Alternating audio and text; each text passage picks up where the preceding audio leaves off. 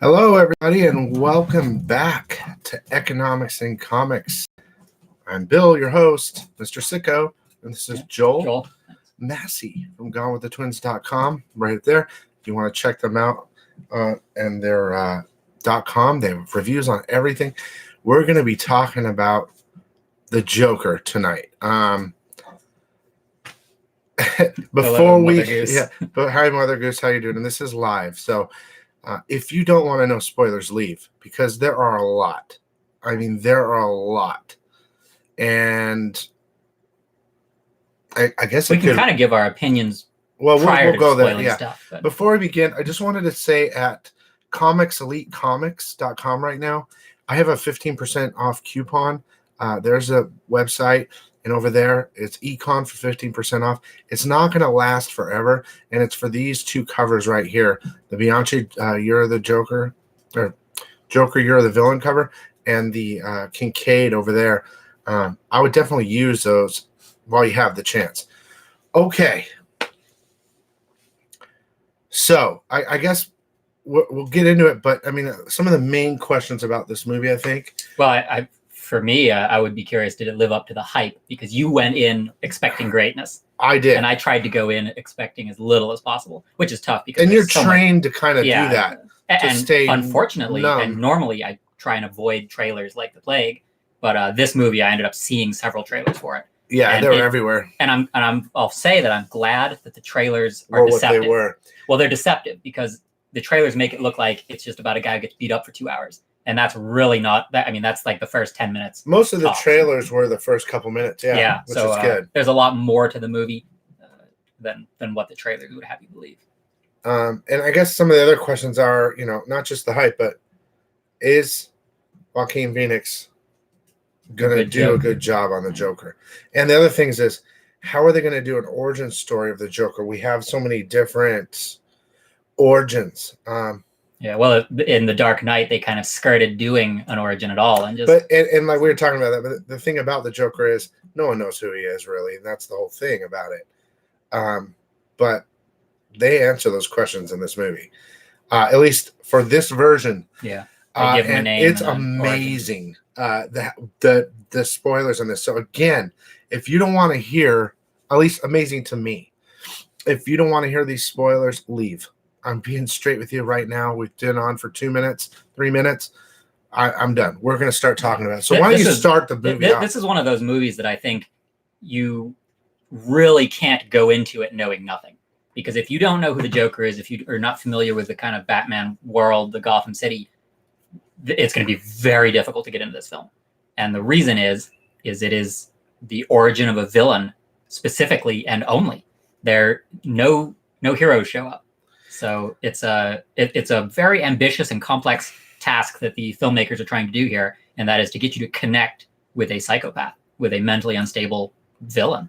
Now, I do think that it's almost impossible on this day and age to not know who the Joker is. Yeah, no, that's true. So, but if you were to think about it in that regard, and if you go into it and think to yourself, with this story, with this character, would anything about this film work if it weren't the Joker?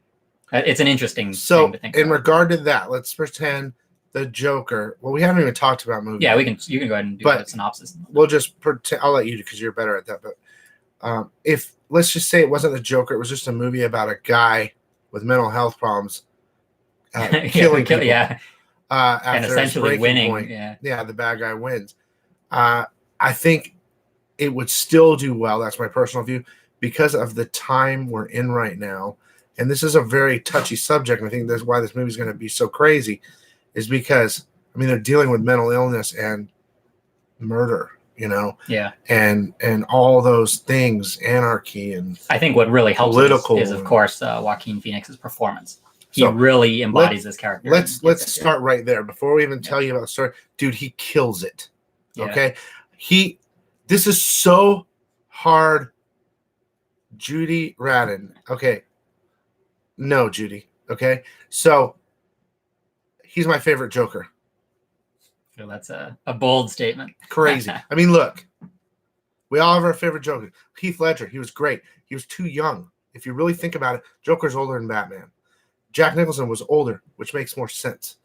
And what's his name? Jared Leto, garbage. Love you, dude. You're a good actor, but that was horrible. Anyway, we'll get past that.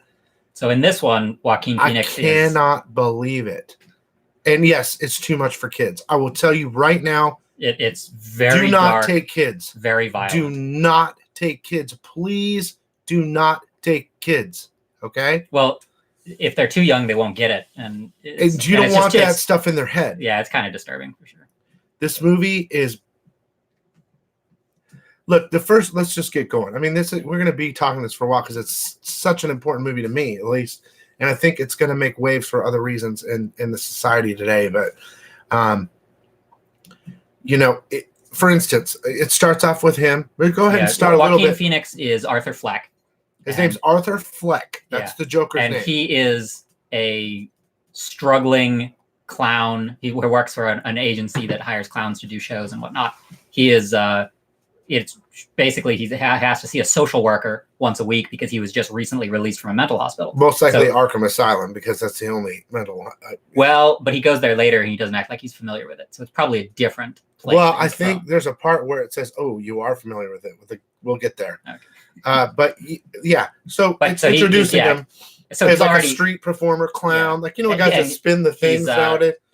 They make it very clear that he's been recently released from a mental asylum. And he's on tons of medications, and he's got a lot of issues. He also, in this one, they decided to say that the laughing is actually a condition. Yeah. That he has fits of uncontrollable laughter. That was interesting. Yeah.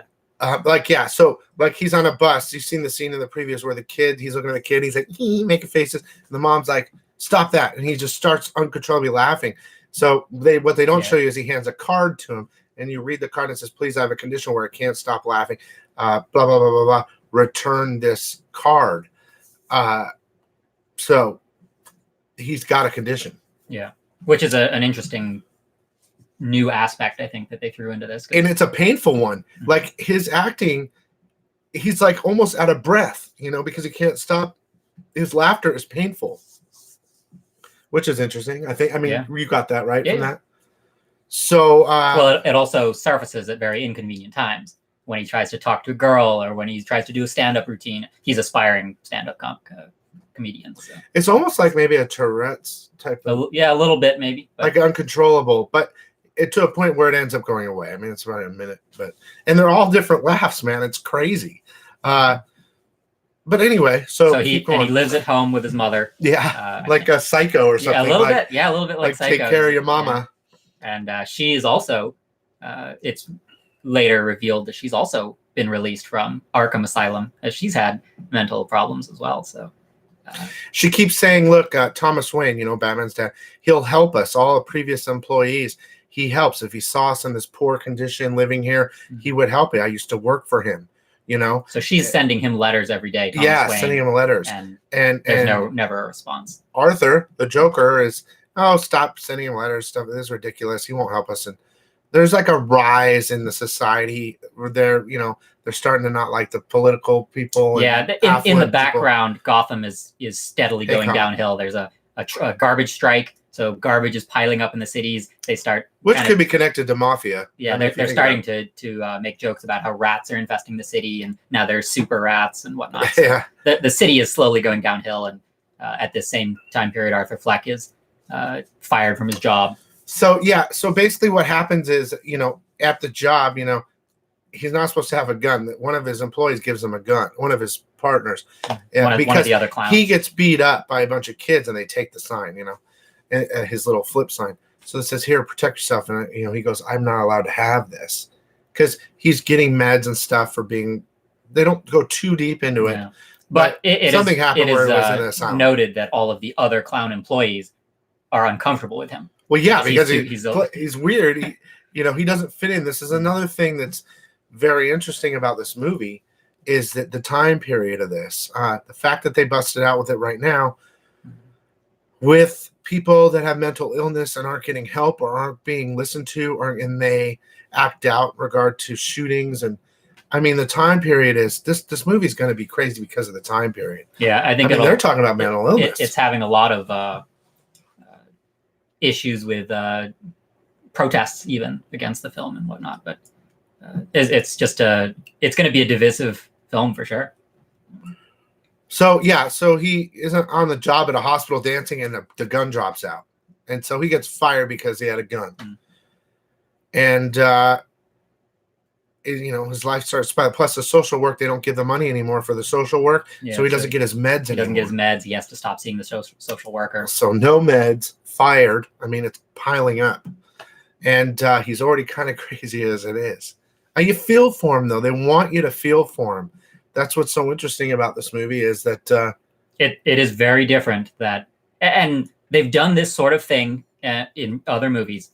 I think the most notable one that a lot of people are going to compare this to is Taxi Driver, and it's hard not to compare it to that. It's exactly because it has a similar motif through it, which is great. I mean, Taxi Driver is an incredible movie, and I think it will go down as one of these type of movies. My personal opinion. Well, there are differences, but we'll get into that after you could. Well, I mean, like a big movie. This is big because in my mind, it's huge. Not because of the reveal of the origin and stuff like that, because the time period and what it's dealing with. I mean, it's bad, man. I mean, it's a very dark, gritty, and serious movie. Anyway, there's no comedy relief, really. There's no. I mean, there are some funny parts, but awkward funny. He laughs, and you're like, oh god. But then you're like, wait, why am I laughing? But anyways, his life starts to spiral downward even further. He's doesn't have his meds anymore. He can't see the social worker. I guess, do they do the reveal of the? What are we talking about? With the letter first, or does he shoot the people in the? Okay, so I think it's the. Okay, so he's fired, and he's on the train. Right? On the subway. And, he's been picked on and bullied, and a couple guys, 3 like well-dressed business type. And what is it? You think it's based about 1981, according to things? Yeah, they date the film specifically at 1980, the year 1981. With some movie stuff and posters. And so, they pick on him and start beating him. And, dude, that's it, dude. He kills all 3 of them. Spoiler.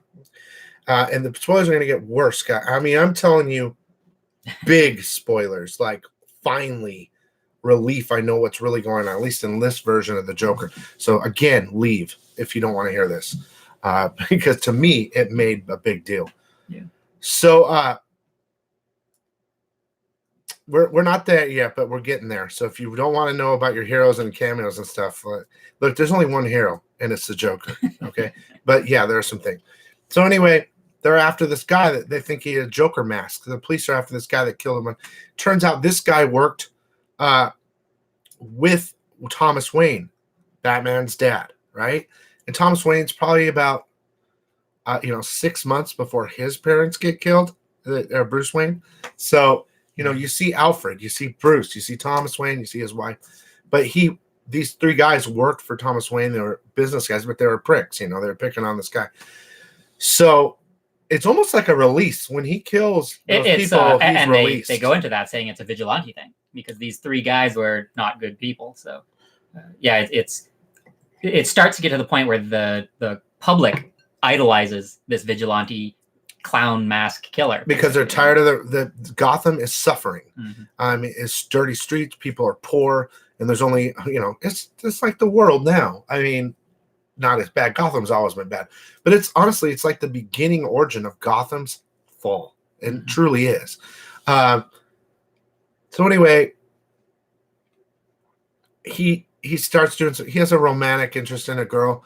Can we just spoil that? I mean, get out of there. He's imagined the whole thing. Yeah, and it's actually it's the one girl of the that's neighbors. Domino.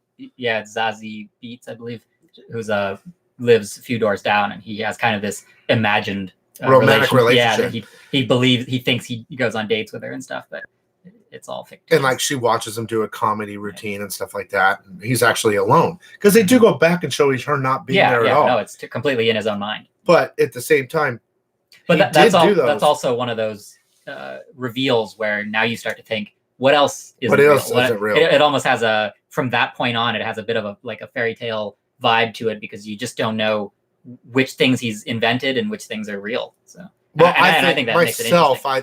There's a lot of things that are implied, but at the same time, it's hard to know for sure which is real. But they do show you that the relationship with the girl is not real. Okay, so anyway, I'm gonna don't worry, Geoff. I just want to block that. So don't worry, you're still good to go. So anyway, it gets down to the point where he reads one of his he wife's reads one of the mother's letters. mother's letters. The mother's been writing a letter to Thomas Wayne all the time, and there's never been a reply. So this is a big spoiler, guys. At one point, he opens one of the letters. It's to me, it was a big deal. Like for a comic book fan of the Joker, this was a big deal.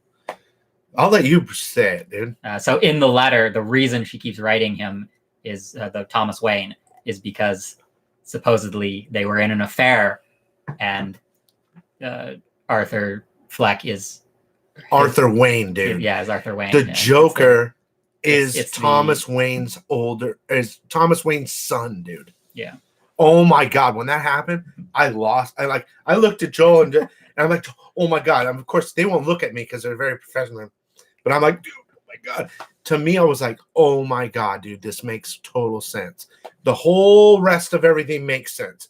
Every comic book I've ever read, I mean, even though they might not address that it's a true origin, it makes sense. Why does Joker never kill him? Why does he always make Bruce's life miserable, but will never kill him? And he's going to be his best enemy for the rest of his life, to torture him and make him feel pain and kill all his friends and kill everything around him. And I mean, it just instantly clicked. I'm like, oh my God. Yeah, it's a fun little, somebody who's not specifically a Joker fan, I do think it's a fun twist to throw that in there and trying to say that, to me, it connected all the dots of 30 plus years of being a Batman Joker fan, So he freaks out because the mom was hiding it from him. The mom kept saying, I used to work for him and he'll help us with money. And then a story kind of unravels. He kind of goes on a quest to the asylum, Arkham Asylum, because he tries to he goes to Wayne Manor. He goes to Wayne Manor and he wants to meet his dad. And Bruce is there, right? And he's doing all these fun jokes with Bruce and all this stuff. And he doesn't say anything to Bruce. He keeps it a secret. But Bruce is a little kid at the gate. And then Alfred comes. And Alfred, like, get out of here. You don't know what you're talking about. He's not your dad, And Bruce is hearing this, but not really. And he's, like, choking Alfred out. He almost kills Alfred. But he looks at Bruce. And he runs away. It's so crazy. Because there's a lot of stuff that's implied there too, like because he thinks that Bruce Wayne is his brother, but he cares almost like he's not ready yet to start causing him pain. It's so interesting, but eventually, time goes on and he gets Thomas Wayne at a thing, at a gala or something, right? He confronts him. He confronts him at a gala, and honestly, or it was actually at a movie theater. At a movie theater, which is. Honestly, Thomas Wayne's a kind of a dick. He's a dick. He's like, dude, I know you're my father. He denies the whole thing. Yeah. He's like, dude, your mom's crazy. Punches him in the face. Your mom was crazy. You're adopted. It's all crazy. And the mom even said that he had given her some money or something. But he's like, no, dude, you're my dad. Look, we look alike kind of thing. I don't think they do. Maybe a little. Maybe some of them. But eventually, he starts to freak out and stuff. And Thomas Wayne punches him in the face. It says, if you ever come near my son again, I'll kill you. I mean, kind of showing Thomas Wayne's a little bit of a dick, but of course he's rich, he's affluent, he's powerful. Well, there's a theme going on in the background too the whole time about it's political, getting even with the rich. And the protests, the banners they hold say "kill the rich" and things like that. So it's very much a poor versus rich. And it escalates after it kills those 3 rich guys on the thing. Yeah. So, and also in the background, the police are starting to investigate Arthur Fleck. Yeah. Because they think he has something to do with the murders on the subway. Yep. They have an idea because he's a clown and he had a gun and rumors and things like that. But Thomas. Anyway, so now also he does a comedy routine and someone films it, right? And it's horrible. Like he's like laughing because he can't stop laughing and he's telling jokes that are bland and don't make any sense and they're dark, and there's a show kind of like Johnny Carson at that time, and I see. It's the Murray Franklin show, and Robert De Niro is the talk show host. Yeah, so but it's exactly like Carson. Well, the drapes are like Carson color or whatever.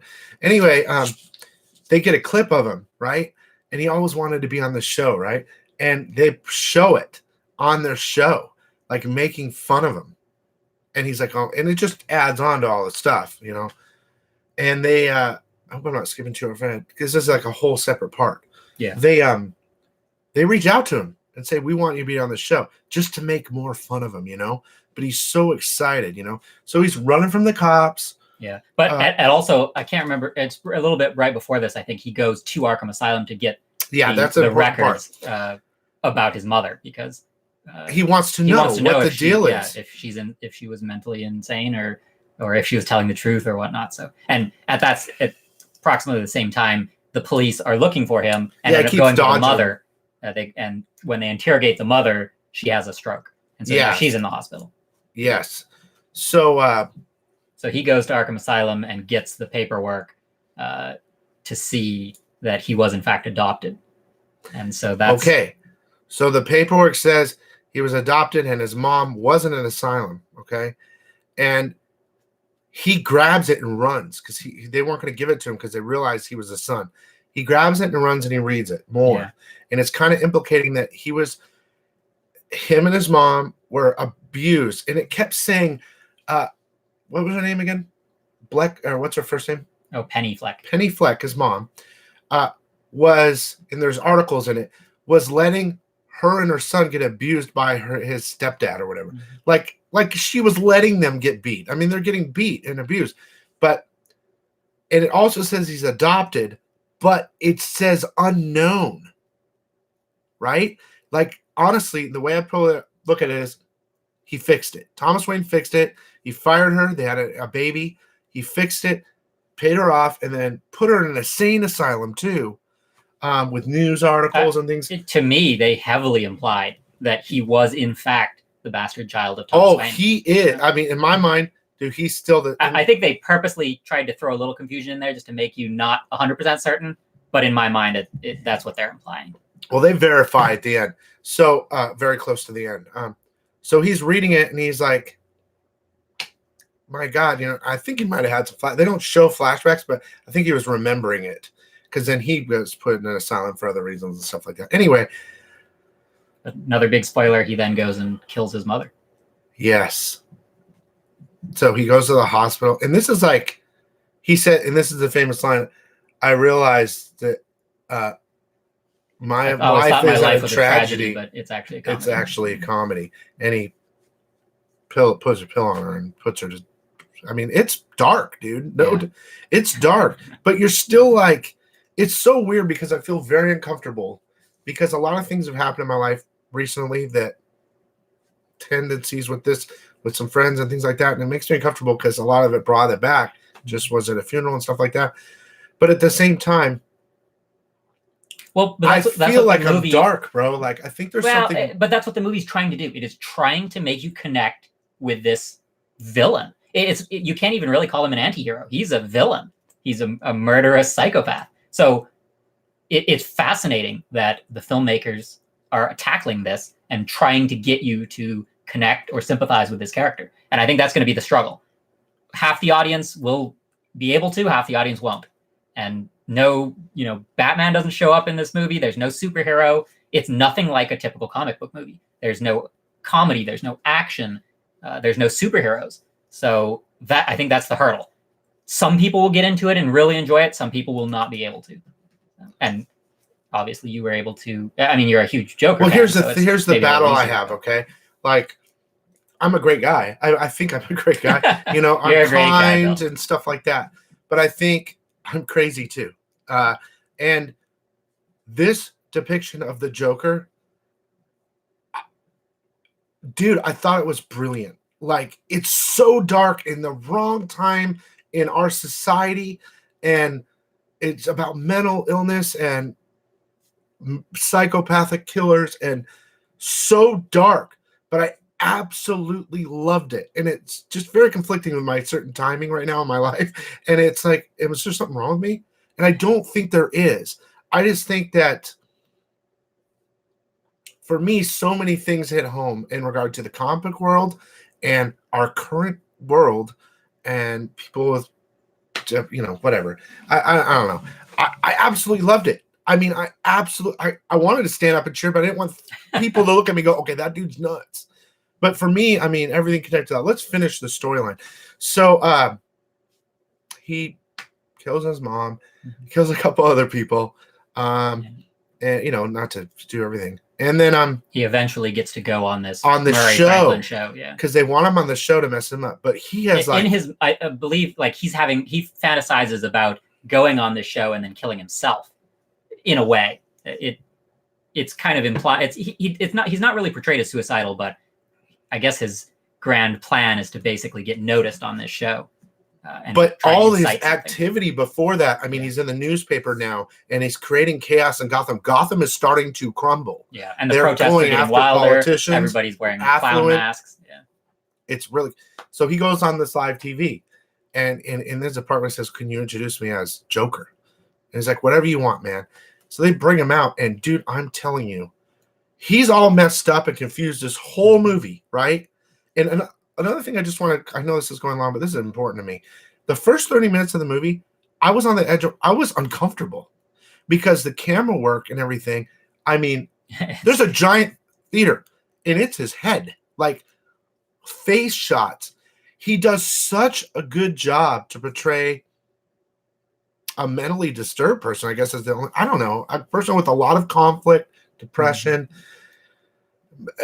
It's intense, man. I mean, it really is intense. But anyway. Well, he has a little journal, and I thought one of the interesting quotes he writes in it is that the worst part about having a mental illness is that everybody expects you to behave like you don't. And I thought that was a fascinating, self-reflective sort of look at it. This journal, it's this joke book, right? But it's also his journal because the social worker was saying, write down your thoughts and stuff. He doesn't show it to anybody, but there's like messed up pictures in there.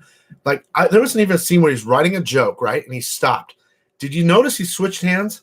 No. He switches hands, I'm pretty sure, and starts writing something else, like a totally alternate personality. And you see all the writing's normal, and then all of a sudden it's all messed up. It's because he's writing with a different hand, dude. So anyway, he goes on the show, and I'm telling you, as soon as he gets on that stage, he's the Joker. It's no more conflict. Full release. He has completely changed. I mean, it's crazy. And you can tell, I mean, he's a Joker the whole time. This is an origin, a buildup, and there's still plenty to go after this movie to where he is now in comic book history. But he's like full on psychopath. Yeah. And calm. He was never calm. Anyway, he ends up kind of having a couple sayings about. Well, he's basically inciting a massive riot, yeah, in Gotham because people are already rioting and wearing clown masks and stuff. And but he kills the main host on live TV, and that just everyone goes insane after that. So people are in the streets, like at the riots. So what do you call it? I can't remember the Watts riots, or I mean, it's just crazy, but in Gotham. And so we're getting close to the end. Yeah, it's almost the end. They arrest him and put him in the back of a police car and are taking him away. And because the riots are getting so crazy, another clown mask person ends up crashing into the police car, and then they take him out of it and set him on the top of the police car, and he's kind of like their idol, basically. What's funny is another couple of things is, I mean, dude, he is so malnourished. I mean, well, he's a method actor, and he goes all into this role. He was like skin and bones, and it even looked like his bruises were real, like someone really. Anyway, I mean, it's incredible. So they pull him out of the car, and he puts him on the car, and they, surrounded with millions of rioters, right? Yeah, and they look to him as their leader, basically. And off to the side, they show the alleyway. Oh yeah, during Thomas Wayne and his wife are leaving with Bruce Wayne. Oh man, God! When I saw that, I was like, oh my God. So at the same time he's arrested or whatever, there's a scene where the family's coming out of the theater with Bruce, and a guy dressed as a clown murders the family. Pearl scene, everything, leaves the kid. So, I mean, that's the beginning origin of Bruce Wayne right there too. What made Bruce Wayne the Bat? So so the final, I love the final segment. Well, at the close of that sequence is he comes to, and he's bleeding. So he stands up on the car, and he's surrounded by these people, and You know, he's always messing with his face, causing himself pain, and he does the. Well, because he was in the car accident. Yeah, he's already bleeding. So he takes the blood and he does this, and spreads and it it in has the smile. blood. Dude, I'm telling you. Yeah. As I would have been fine disturbed as it was. Yeah. I was like, wow. It's a strange thing that what they've done with this is they're trying to make you root for this villain. But Anti-establishment, it's anarchic for sure. But I thought the movie was going to end there, but they end up doing one more scene where he's actually in Arkham Asylum speaking to a therapist. Yeah. Now, was it the same one? No, it's a different person.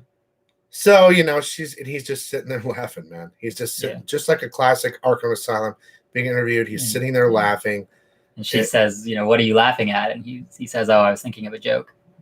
And then actually, that's when they're showing Bruce Wayne sitting there and his family getting murdered.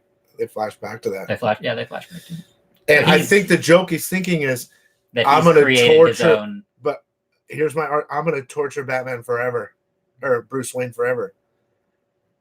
I don't know. It's at that a lot of at stuff that point, to debate. He wouldn't know that the family has been murdered. Well, maybe. No, yeah, he probably would have in the news. Yeah. He would have known, because he caused it all after this point. But then they don't show it, but he murders her too.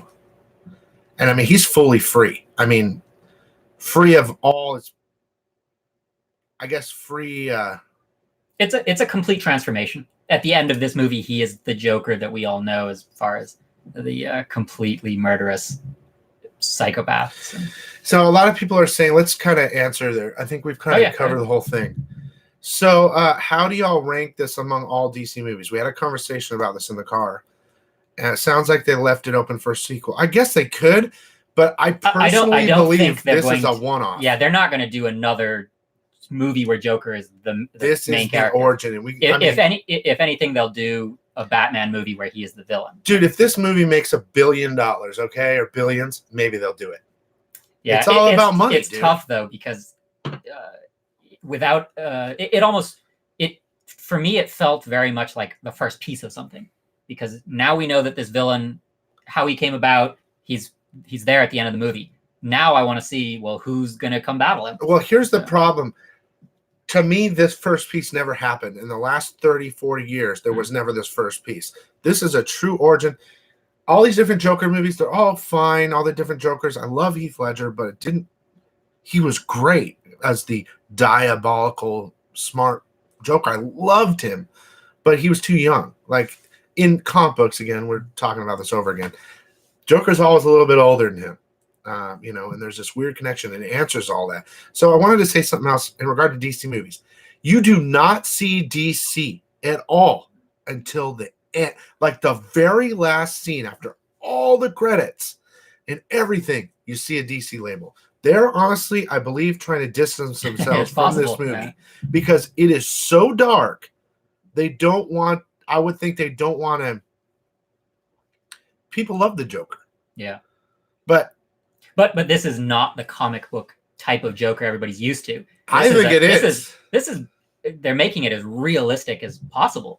They're approaching. His origin has to be dark, dude. No, like yeah, this. for sure. And then, he starts to get crazy but okay, so you asked, how does it compare to other DC movies? This is how I look at it. Don't be mad at me, but all other DC movies suck. Okay? Marvel and Disney destroy any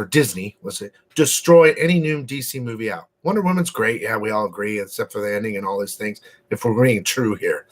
But Disney spends so much money and makes this so good that you want to go, This movie is anti-Disney. They've gone the complete opposite end of the spectrum. You want to have a happy, funny movie, and you're into... No, dude. This is the darkest, worst case scenario for a movie in this time period possible. It's going to cause a lot of problem. I think there's fears out there that it could cause murders. Yeah, it might. They're afraid it might incite violence or something. But it is a fictitious world. It's a fictitious character. I suppose I will say perhaps it is a touch irresponsible only because what they've done is they've made being a villain seem cool. They've almost glossed it into this kind of, oh, it's so fun to go out and start anarchy and kill things. It's not even a villain. We're not talking about Robin Biggs. Yeah. We're talking about killing people. Yeah. They do make it so that you can connect with him because you see his struggle. He's yeah. trying. I will bring up that one of the reasons that I think it's obviously comparable, but the difference between something like this and Taxi Driver is that, yes, Travis Bickle was a crazy person. However, his goals, his ideals, he thought he was doing the right thing, and he was aiming for something righteous. This movie does not have any of that. The Joker has no righteous ideals at all. He just wants to cause chaos at the end of this movie. So that makes it a very different thing, because in Taxi Driver, you could kind of at least get behind that Travis Bickle wanted to make at least help the hooker's life. But in this one, there is no trying to save anyone. Well, that's what I think is interesting about this, and why it's so going to be so controversial is just the whole mental illness. Yeah. Look, I'm going to be straight with you guys. There are all these shooters and things going on. These people, they show the signs. They say things that are wrong, and people just, like, they even point out that Joker says, you're not hearing me. There's nothing positive in my life. He's talking to a social worker, which they cut funding and he can't go anymore. It's actually probably helping him. But the steps of not being able to associate with other people, not having friends, being separated, imagining friendships, imagining bad things, and then doing them. And that is this movie. Yeah. I mean, it's almost like in the mind of a shooter. It's just so weird, but it's so hard to love it. I mean, I absolutely love it. Well, as far as like the Venice Film Festival and the places that it's played, it has split audiences, almost half and half. Half the people love it, half the people hate it. And even a lot of the critics do believe that it's irresponsible the way they are almost promoting root for the villain. And I would maybe compare it a little bit to the general vibe of something like Fight Club, because that's another one where they're trying to make anarchy and fighting the system seem very cool. Yeah, but they don't. This one's much darker, people. obviously. Yeah, this is much darker. Yeah. Dude, I don't know what else to say. I mean, I don't know what else to say except do not take your children and be expected to be blown away, whether you like it or not. This is a serious psychological. It's filmed much more like a thriller or a horror movie. The filming is intense. Yeah, too. It's nothing like a comic book. It is Joaquin Phoenix's movie. They are trying to show you every angle of his face, expression. I mean, this is it. I personally think if they can get past the whole timing and movie itself, he will win Best Actor. We'll see. I could easily see him being nominated, assuming the controversy dies down a bit. But it'll be like a political move if he doesn't get it. That's how I'm looking at it. I mean, I've seen how many movies with you all year? They're all garbage. Sylvester Stallone's not getting it for Rambo 7 or whatever. He put everything into this. And I hate to say it, but he's my favorite Joker, dude. It's crazy. To answer Mackenzie's question, I would say, because Bruce is a little kid at this point. So. No, Bruce, he doesn't have he might have heard him say it, but that's the thing. Bruce never knows who he is. But that's what's so perfect. It makes so much sense. Now, whether it's the true actual origin or not, I mean, we all see him get throwing into the Acme thing, or he's Jack Napier, or he's somebody else, whoever. They never really tell you. This makes this is done as a complete origin story for him. It makes so much sense, like more sense than any other explanation I've ever seen. Why the Joker is who he is, and why he continuously goes after Batman. Because Joker always knows who he is. The Joker always knows who the Batman is. Yeah. So isn't it origin a whole different take, dude? I wouldn't say it's a whole different take. They're just really fleshing out other than the twist of him being related to Bruce Wayne. If we're talking a whole like laughy Joker, like fun, like the old 60s show, this is not that Joker. But comic book wise, this is him. I think this could be the original origin Makes a lot of sense. I don't know, you guys. Just don't take your kids. Be prepared for something you didn't expect. I personally think he killed it.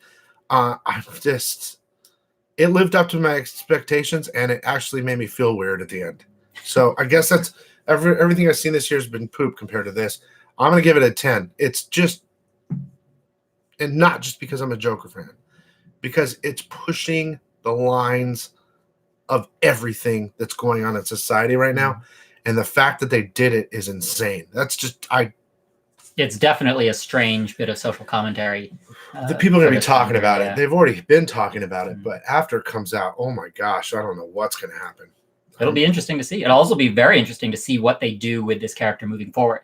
Are they going to put him in a movie with Batman, or are they going to make a sequel to this? I think DC's got to separate themselves unless they want to go the dark route. Yeah. But this is as dark as you can get. Yeah, there's humorless, very serious. But I don't know. What do you think, Joe? I mean, I'm interested to know what you think. Is it one of the better movies that you've seen this year? For me, it's one of the more ambitious, simply because they're trying something that you very rarely see in films, and maybe for good reason. But what they want there, it's a strange task that they are showing you a completely psychopathic villain, and they want you to sympathize. They want you to connect in some way, and it's a difficult hurdle. I think Joaquin Phoenix's performance is so interesting and mesmerizing that it probably will work for a lot of people, but the same hurdle, it might not. And so that I fully realize and understand why it's splitting audiences so much. And does that mean you get a split like 5 out of 10, or are you gonna take a side, or what? Yeah, I mean, I liked the movie more than I had some issues with it, as I've mentioned, but overall I did enjoy it. Just it's very different. I want everybody to go, see it and form their own opinion, and don't hate me for it. But I still like Heath Ledger. That's. I'm not trying to. I love Heath Ledger. Okay, he is pretty much my favorite. But I think he did it, man. I think he did it. That's all I cared about. But not only did he do it, this movie is insanely crazy, and for me, it makes a perfect origin. It all makes sense. I think they killed it. It's going to be really interesting to see how DC handles everything. Yeah. Well, it's fascinating because have they ever done a villain origin story where there are no heroes that show up? So it's not even that, dude. It's how bad it is. Like, it's psychopathic, murderous, mental. When you really think about it, he doesn't have any redeeming qualities. So it's interesting. I mean, we could talk about it forever. We've already talked way too long. So look, you guys, again, please don't take your children, and just realize when you see it, this is a movie. I overall think it's beyond DC Black Label Angel. I don't even know how to label it. It's dark, but I loved it. Joel thought it was very interesting. Go see it. It's going to make you feel weird. But hopefully people are attached enough to their internal stuff that, I know we hyped it pretty good. I hyped it pretty good. But I think it's worth all the hype and everything, not even us. Go see it, guys. I got to let it go at that. We got to go. It's too long. But I hope you guys enjoyed. Please leave a comment when you get back from seeing it. Come back. Say, look, you were right, you were wrong, blah, blah, blah. Whatever you want. Please, if you'd like to give me a thumbs up, sub to the channel. Besides that, we got to go check out GoneWithTheTwins.com for all their written reviews, and Comics Elite Comics. Coupon code ECON 15% on these new Joker Year of the Villain books. Thanks so much for watching, guys. You have a great day, okay? And stay sick.